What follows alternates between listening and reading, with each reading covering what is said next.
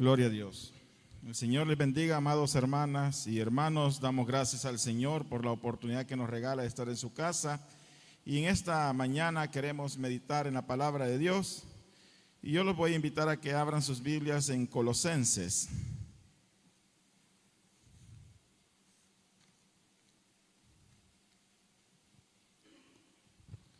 Vamos a abrir la Biblia en Colosenses, en el capítulo número 1.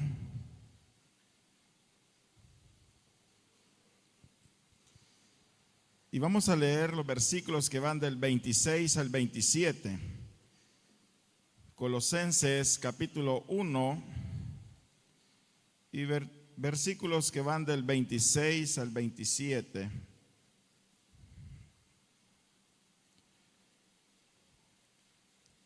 Dice la palabra de Dios en Colosenses capítulo 1 y versículo 26 y 27.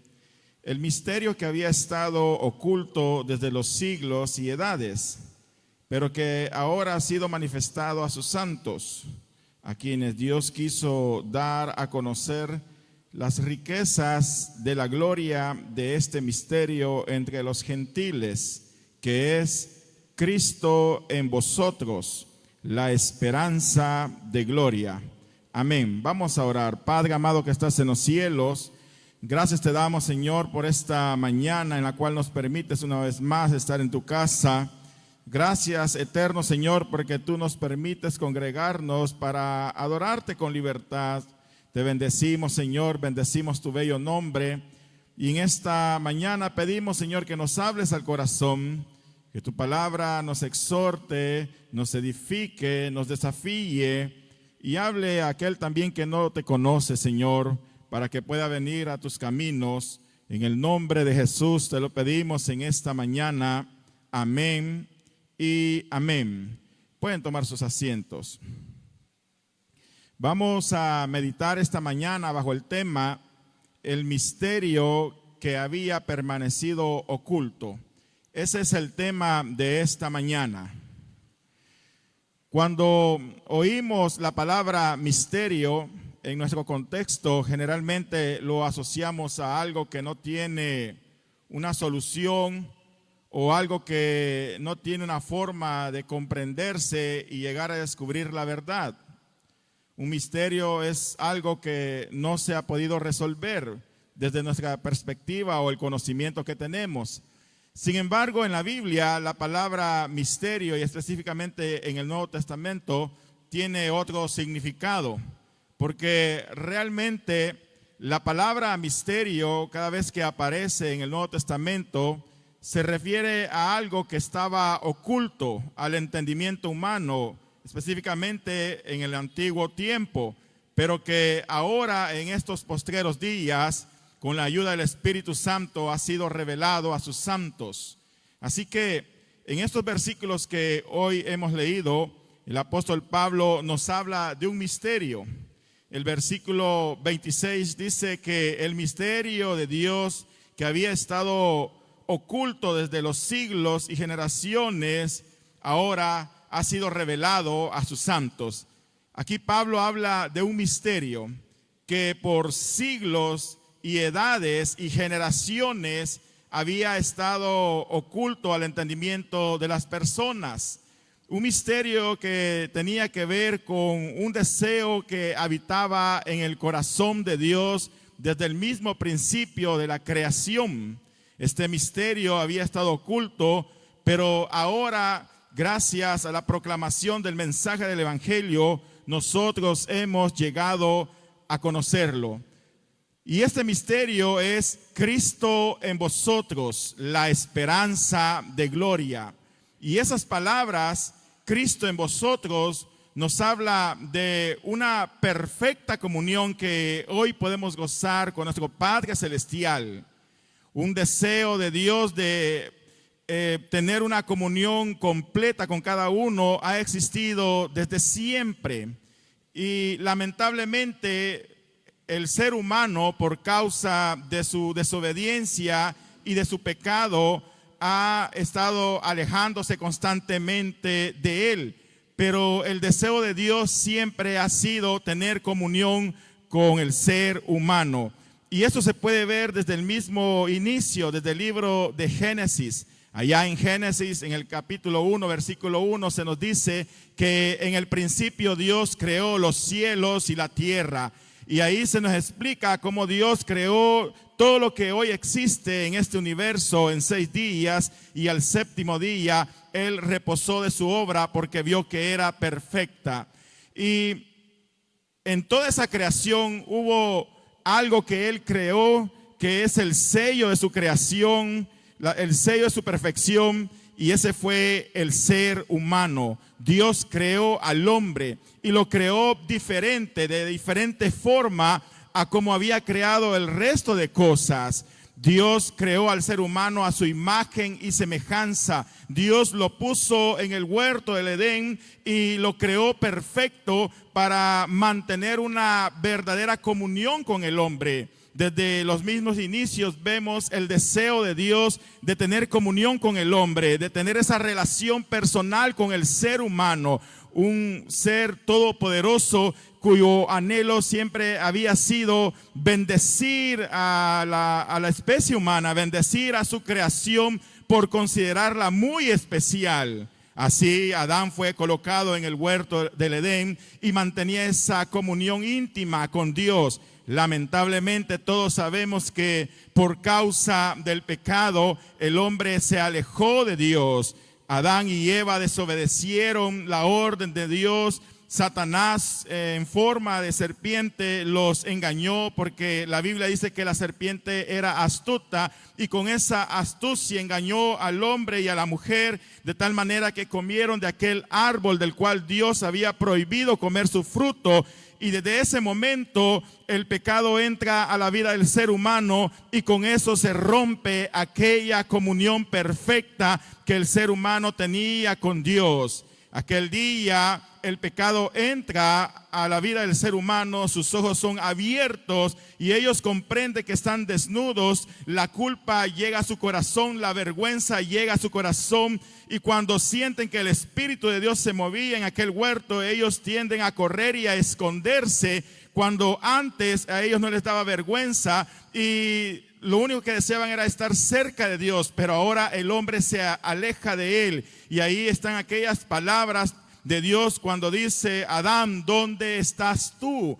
Y desde ese momento Dios comienza a buscar al ser humano. Dios comienza a preguntarnos dónde estamos, porque el deseo de Dios, como lo he dicho, es tener comunión con nosotros. La pregunta sería: ¿cómo está nuestra comunión con Dios? ¿Qué tan cerca estamos de Dios? ¿Qué tan cerca estamos de su presencia? ¿Cómo está esa comunión que tenemos con su santa presencia? Lamentablemente aquel día el hombre se desvió, y a partir de ahí Dios comienza a llamar al ser humano. A partir de ahí Dios comienza a hacerle un llamado al arrepentimiento para que se vuelvan a Él, para que vuelva a tener esa comunión que se había perdido. Allá en Génesis 3:15 sale la primera luz de esperanza. Allá en Génesis 3:15 hay una profecía mesiánica que hablaba que la simiente de la mujer aplastaría la cabeza de la serpiente. Esa promesa es acerca de nuestro Señor Jesucristo,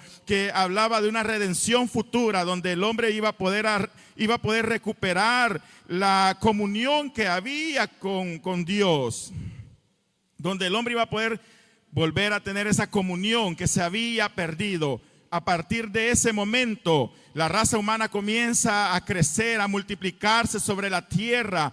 Por el lado de Set comienza a salir una nueva descendencia, unos hombres y mujeres que según la Biblia comenzaron a invocar por primera vez el nombre de Jehová. Pero por el lado de Caín comienza a salir una generación totalmente perversa, una generación que no amaba a Dios, una generación que solo pensaba en complacerse a ellos mismos. Y lamentablemente aquella generación de Set, que la Biblia llama los hijos de Dios, vieron hermosas a los hijos de los hombres, que era la descendencia de Caín, y se unieron, y de esa unión salió una mezcla totalmente pecaminosa, una nueva generación de hombres, muchos de ellos gigantes, dice la Biblia, pero que no tenían en su corazón a Dios, y sus pensamientos eran de continuo solamente el mal.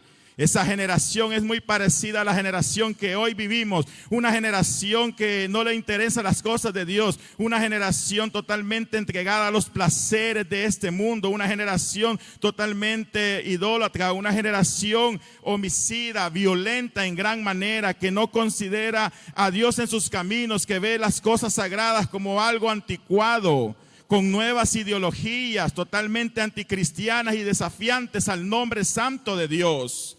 Esa generación se levantó en aquella época y al ver Dios la maldad de ellos, dice la Biblia que le dolió en su corazón haber creado al ser humano y dijo: raeré de esta tierra a toda raza humana, a todo reptil, a todo mamífero, todas las aves, todo, absolutamente todo lo destruiré por medio de un diluvio para limpiar la tierra de su maldad, porque tan grande era la maldad del hombre que el corazón de Dios se dolía constantemente. Pero en medio de esa generación hubo un hombre que halló gracia delante de Dios. Este hombre se llamó Noé. Y dice la Biblia que Noé caminó con Dios y que Noé era un hombre perfecto, recto en sus generaciones.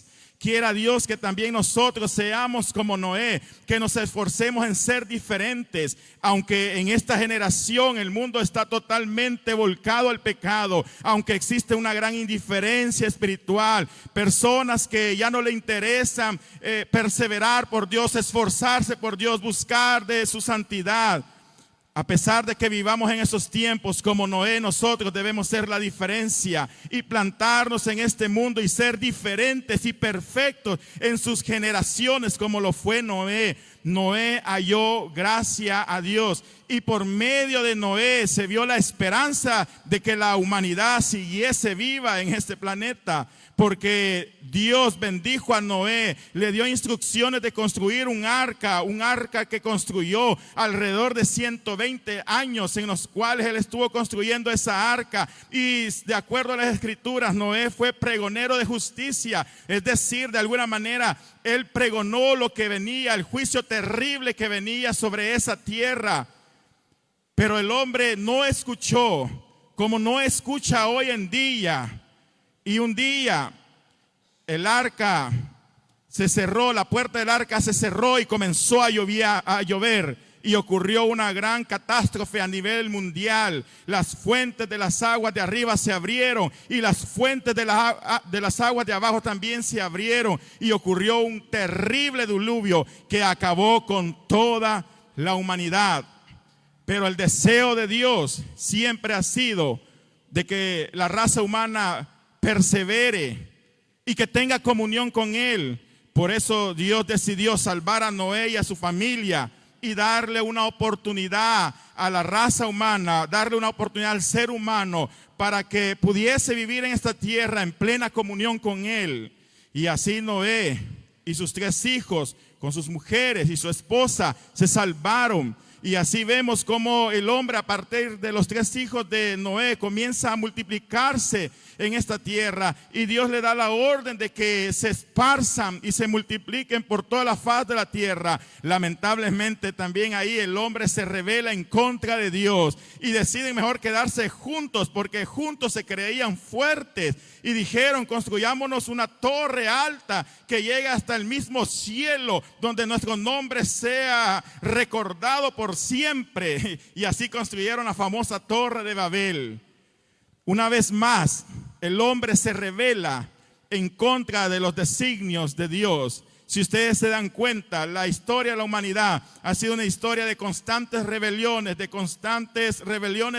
y desobediencias a la palabra de Dios. Por eso nosotros debemos comprender la importancia de evaluar nuestra vida. ¿Cómo está nuestra vida en obediencia a Dios? ¿Estamos obedeciendo su voluntad o estamos haciendo nuestra voluntad? ¿Está Dios realmente sentado en el trono de nuestro corazón o somos nosotros los que reinamos y decimos cómo hacer las cosas, cómo voy a adorarle, cómo voy a servirle y ponemos las condiciones de acuerdo a nuestra conveniencia? Pero eso no es el deseo de Dios. Dios desea una total rendición hacia Él. Al final, Dios confundió las lenguas y nacieron los idiomas y todas aquellas multitudes de personas tuvieron que separarse, cada quien por su lado.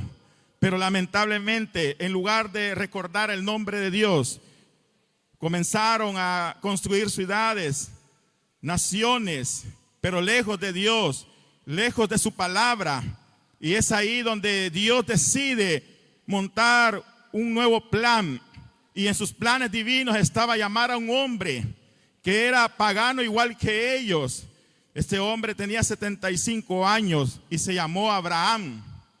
Y Dios llama a Abraham con el propósito de crear una nación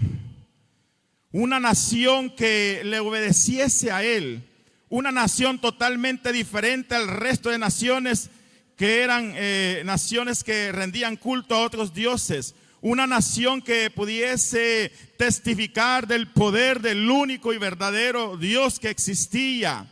Así llamó a Abraham, y en este deseo podemos ver el corazón de Dios, su deseo por tener esa comunión con el hombre, una nación que pudiera rendirle ese culto, esa adoración y mantener esa relación tan especial con él, una nación que se rindiese totalmente a él y Dios bendecirlo de igual manera. Así Dios llama a Abraham y comienza la historia de los patriarcas, y Abraham engendró a Isaac, Isaac a Jacob, y a los 12 patriarcas, y así sucesivamente hasta que finalmente van a parar a Gosén en Egipto. Y luego, después de las hambrunas y de los faraones que conocieron a José, se levanta uno nuevo que esclaviza a todos los israelitas, y todos conocemos la historia. Por cerca de 430 años Israel fue esclavo en Egipto, pero ahí decide Dios cumplir sus promesas, porque Dios había prometido a Abraham que le entregaría esa región de Canaán a su descendencia, y así fue. Y Dios, a través de Moisés y grandes milagros, grandes portentos, libera a Israel y lo quiere introducir en la tierra prometida. Pero en Cades Barnea Israel se rebela, y por eso Dios lo condena a vagar 40 años en el desierto. Y después de 40 años en el desierto, aquella generación que vio aquellos grandes milagros ya no está, a excepción de Josué y Caleb, y son introducidos en Canaán, y comienza una incursión militar para conquistar aquella tierra. Y esa tierra es conquistada a través de grandes incursiones militares dirigidas por Josué, y el respaldo sobrenatural de Dios estaba sobre de ellos. Y Dios les da sus leyes sagradas y les dice que si obedecen su ley, si ponen en primer lugar sus mandamientos, Él los iba a bendecir, y que jamás serían cola, sino que siempre cabeza. Esas leyes expresaban el deseo de Dios de bendecir al ser humano. Dios solo tiene deseos de bendecirnos. Dios quiere hacer grandes cosas en nuestras vidas, pero muchas veces nosotros lo impedimos con nuestro corazón duro, cuando decidimos mejor satisfacer los deseos de nuestra naturaleza pecaminosa, cuando el hombre cree que no necesita a Dios y va camino al desastre. Pero si obedecemos a Dios, si somos fieles a sus mandamientos, si nos convertimos de corazón sincero y buscamos tener esa comunión íntima con Dios, Dios se manifestará poderosamente en nuestra vida, porque ese siempre ha sido su deseo. Dios quiere bendecirlo, Dios quiere hacer grandes cosas con usted, pero es necesario que todos reconozcamos que le necesitamos, que nos rindamos verdaderamente a Él, vivamos para Él, no para nosotros o para las ideologías de este mundo, porque solo así Dios manifestará su brazo poderoso a favor de nosotros. Dios hizo estas grandes cosas con Israel. Dios los introdujo en esa tierra prometida donde fluía leche y miel. Las promesas de Dios se cumplieron en la vida de ellos. Él quería hacer de ellos una gran nación. Y así como tuvieron altos y bajos, hasta que finalmente viene el tiempo de la monarquía, y con el rey David el reino de Israel se consolida en uno solo, y David logra consolidar a todas las 12 tribus y logra someter a todos sus enemigos. Después de la muerte de David se levanta otro rey llamado Salomón, el cual llevó al reino a otro nivel. Pero tristemente el corazón de Salomón no fue perfecto, sino que se desvió, rindiéndole culto a los dioses de otras naciones, los dioses de sus muchas mujeres. Y esto molestó tanto a Dios que decidió partirle el reino después de su muerte. Así nace el reino del norte y el reino del sur. Y a partir de ahí es una historia de la monarquía de Israel en dos reinos. Una historia, en el caso del norte, de solo reyes malos. A pesar de que Dios les envió profetas y les dijo que si obedecían su palabra como lo había hecho David, si eran fieles a él, él iba a establecer para siempre su reino en el norte. Pero estos no escucharon sus promesas, sino que se desviaron en pecados. Y aunque Dios envió a muchos profetas para exhortarles al arrepentimiento, ellos los persiguieron, a otros los mataron, a otros los echaron en cárceles. Y al final, por causa de la dureza de su corazón, el reino del norte, después de muchos años, llegó a su fin. Cuando los asirios los conquistaron, destruyeron toda Israel del norte, Samaria su capital, y al final fueron deportados los que quedaron con vida. Y así el reino del norte fue terminado. Y el reino del sur aún prevaleció. Y en el reino del sur hubieron buenos reyes, pero también hubieron malos reyes. Y después de Josías, el último rey bueno de Judá, y en Jerusalén no se volvió a levantar otro rey bueno. Y hasta Sedequías, que fue el último rey del sur, todos, después de Josías hasta Sedequías, fueron malos. A pesar de que Dios levantó profetas y les advirtieron el peligro que había de desobedecer. A pesar de que por medio de profetas Dios les dijo: obedezcan mi palabra, ríndanse ante el rey de Babilonia y vivirán. Pero ellos decidieron no escuchar. Y al final, por su desobediencia, perecieron todos. Qué triste es saber que así es la historia del ser humano, donde Dios exhorta y les dice que se alejen del peligro, que se alejen del pecado. Pero el hombre cree que es más listo que Dios, o el hombre piensa que tiene más tiempo todavía de por vida, y a lo mejor cree que va a salir bien librado, y cierra sus oídos al consejo de Dios cuando Dios lo está llamando y le dice: no vayas por ese camino, aléjate de ese camino.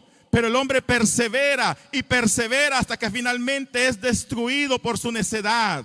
Quiera Dios que nuestros oídos estén siempre atentos al Espíritu Santo. Quiera Dios que nuestros oídos siempre estén atentos al consejo de su palabra perfecta. Porque Dios solo quiere bendecirnos. Dios solo quiere nuestro bien. Dios quiere darnos el don de la vida eterna. Pero para eso es importante obedecerle a Dios. Israel y Judá no obedecieron y terminaron siendo deportados 70 años en el cautiverio. Aquella nación que se supone que tenía que ser cabeza y no cola, si obedecía a Dios, terminó siendo deportada, terminó experimentando las peores tragedias y cosas terribles que se pueden imaginar por causa del pecado. ¿Cuántas personas hoy en día viven así? A lo mejor Dios quería hacer grandes cosas con sus vidas. Dios tenía grandes bendiciones, pero cerraron su corazón a la palabra de Dios. Y hoy están experimentando situaciones difíciles, la ruina, y muchos de ellos hasta ya se perdieron. Pero quiera Dios que todos nosotros escuchemos la voz de Dios y sigamos siempre su camino. Porque créame, Dios tiene grandes cosas para nosotros. Dios quiere hacer grandes cosas con aquellos que deciden rendirse a su presencia, vivir para Él y renunciar al pecado de este mundo. Al final, aquella nación terminó siendo deportada, y aunque después de 70 años regresó, porque Dios no se olvidó de su pueblo. Pero después de esa dura disciplina, ellos regresaron, pero las cosas no fueron fáciles. Aunque hubieron varios grupos que regresaron a reconstruir el templo, a reconstruir las ciudades, a reconstruir los muros, pero fue en medio de grandes dificultades. Y aún ahí Israel se volvía frío espiritualmente al ver la decadencia espiritual en la cual estaba. Por eso les levantó profetas como Ageo, Zacarías o Malaquías, que los exhortaba. Por eso levantó hombres como Nehemías y Esdras, que impulsaron al pueblo a salir adelante y a salir de su ruina, porque Dios no se había olvidado de ellos. Y el tiempo pasó, y desde Malaquías no hubo profeta, no hubo actividad profética, no hubo palabra de Dios, hasta los días de Juan el Bautista, porque ahí en el desierto surgió un hombre vestido con pelos de camello, que decía en el desierto de Judea: arrepentíos, porque el reino de los cielos se ha acercado. Cuando Israel supo que después de tantos años de silencio, finalmente un profeta con palabra de Dios se había levantado. Ellos salían de Judea, salían de Jerusalén, de Galilea, de Perea y de la comodidad de sus ciudades, e iban al desierto porque querían escuchar a Juan el Bautista. Luego, meses después, apareció nuestro Señor Jesucristo diciendo: arrepentíos, porque el reino de los cielos se ha acercado. Y así Dios levantó a nuestro Señor Jesucristo. Él se encarnó y, siendo Dios, se humilló hasta lo sumo, volviéndose en condición de hombre, y se llamó Emmanuel, que significa Dios con nosotros. Y el nombre revela el deseo de Dios de habitar en medio de su pueblo, porque es Dios con nosotros. Y Jesús hizo un tremendo ministerio durante 3 años y medio aproximadamente, pero lamentablemente Israel lo rechazó, muchos lo rechazaron. Dios una vez más expresaba su deseo de estar cerca del hombre, de habitar en medio de ellos. Por eso se encarnó y habitó en medio de nosotros, pero muchos no lo comprendieron, y al final fue entregado a la muerte y fue crucificado en el Gólgota, a las afueras de Israel. No fue ni siquiera en Israel, fue a las afueras de Israel. Y así, una vez más, el hombre expresaba su rechazo a Dios, su rechazo a la invitación de tener comunión con Él. Y así Él murió y fue sepultado. Pero la historia no terminó ahí, porque al tercer día resucitó, venciendo a la muerte. Y ahora, como dice el pasaje de Juan, a los suyos vino y los suyos le rechazaron, mas a todos los que le recibieron, a los que creen en su nombre, les ha dado la potestad de ser hechos hijos de Dios. Y esa es la gran noticia. Y así, el propósito de Dios, que había estado oculto durante generaciones tras generación, que era tener comunión con el hombre, se cumplía por medio de nuestro Señor Jesucristo. Por eso decía Pablo: el misterio de Dios que había estado oculto desde los siglos y generaciones, pero que ahora ha sido revelado a sus santos. Esto es, Cristo en vosotros, la esperanza de gloria. Oiga, es Cristo en vosotros, no Cristo en un templo, no Cristo en una gran catedral, no Cristo en el tabernáculo, no Cristo en el templo de Moisés, porque hasta este momento Dios había en algunos momentos habitado en tiendas o en un templo, pero ahora la habitación de Dios no es un templo, no es una catedral, no es una casa. Es el corazón de aquellos que se han rendido a Él. Ahora Dios habita en nosotros y podemos tener comunión perfecta con Él, como lo tenemos con nuestros amigos o nuestros familiares. También Dios quiere ser un Dios personal, no un Dios de conceptos, no una idea religiosa.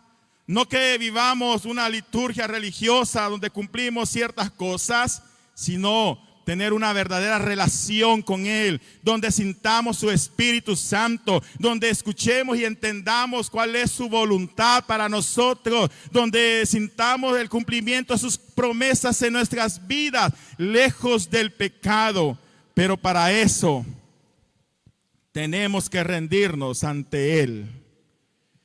Este es el misterio del cual Pablo está hablando. Cristo en vosotros, la esperanza de gloria.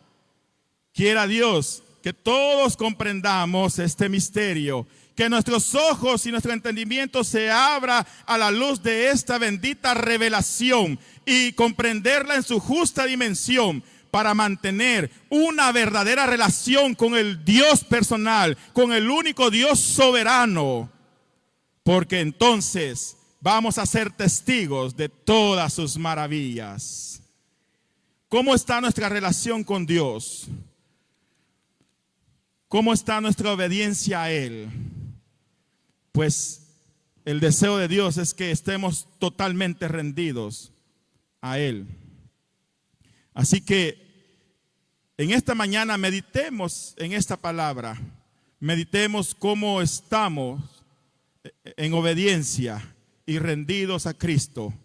Y si no lo hemos hecho aún, hoy es la oportunidad para hacerlo. Rindámonos al Señor, vivamos para Él, para que también esa perfecta comunión se dé en nosotros. Y un día cuando muramos y Él nos llame a su santa presencia, podamos estar en el reino de los cielos y gozar de su maravillosa y eterna presencia para siempre, por toda la eternidad. Así que los voy a invitar a que inclinen sus rostros.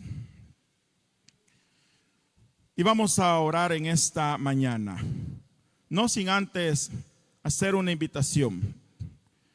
Si habiendo escuchado esta palabra, hay alguien que reconoce que aún no le conoce, que aún no se ha entregado completamente a Cristo, en esta mañana lo puede hacer. El deseo de Dios siempre ha sido mantener esa comunión con nosotros. Y el mundo y Satanás tiende a alejarnos de Él. Pero hoy usted puede poner su vida a cuentas con Dios, entregándose a Él. Así que hago la última invitación. Si hubiese alguien que quiera ponerse a cuentas con Dios, hágalo en este momento. Puede ponerse de pie y vamos a orar por usted. Pero si no hay nadie, oremos a Dios. Padre que estás en los cielos, gracias te damos, Señor, por tu palabra. Gracias, Señor, por este misterio que estuvo oculto durante generaciones, pero que al final solo revela tu infinito deseo de tener comunión con el ser humano. Señor, tú nos has creado a tu imagen y semejanza, y gracias al sacrificio de nuestro Señor Jesucristo y a la fe que tenemos en Él, esa imagen puede ser reconstruida, Señor. Sabemos, Señor, que tú eres poderoso y que para ti no hay nada imposible.